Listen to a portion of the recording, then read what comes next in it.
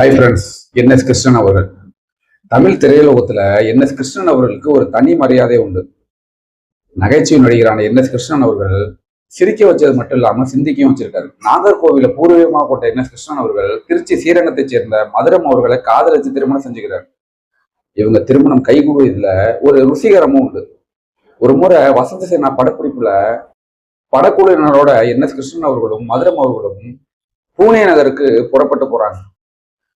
அப்போ ஒரு சின்ன தகராறுல படத்தோட ப்ரொடக்ஷன் மேலாளர்கள் படக்குழுவோட போக முடியாம ரயில தவற விடுறாங்க. இதை தெரிஞ்சுக்கிட்ட என்எஸ் கிருஷ்ணன் அவர்கள் படக்குழு ரொம்பவே சாப்பாட்டுக்கு வழி இல்லாம தவிக்கிறன்னு நினைச்சு கவலைப்படுறாரு.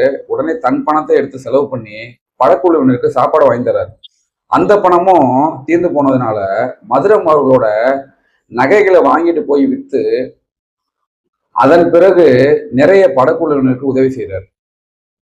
பிறருக்கு உதவி செய்யற என்எஸ் கிருஷ்ணன் அவர்களுடைய இரக்க குணம் மதுரம் அவர்களுக்கு ரொம்பவே பிடிச்சி போகுது. ஒரு கட்டத்துல என்எஸ் கிருஷ்ணன் அவர்கள் மதுரம் அவர்களை திருமணம் செய்ய விருப்பம் தெரிவிக்கிறாரு. மதுரம் அவர்களும் சம்மதிக்கிறாங்க. அதன் பிறகு வசந்தசேனா படப்பிடிப்பு தளத்திலேயே அந்த படத்தோட இயக்குனர் ராஜா சாண்டோ அவர்கள் முன்னிலையில 2 பேருமே மாலை மாத்திக்கிறாங்க. அதன் பிறகு படப்பிடிப்பு முடிஞ்சு 2 பேரும் சொந்த ஊருக்கு திரும்பும் போது திருச்சி நாடகக்குழு சார்புல இருவருக்கும் சிறப்பான வரவேற்பு அளிக்கப்படுது. இந்த வரவேற்புல முத்தமிழ் காவலர் ஐயா கியாபி விஸ்வநாதம் அவர்கள் மற்றும் திருச்சி நாடகக்குழு நிர்வாகிகள் எல்லாரும் சேர்ந்து இவங்களுக்கு வாழ்த்து தெரிவிக்கிறாங்க.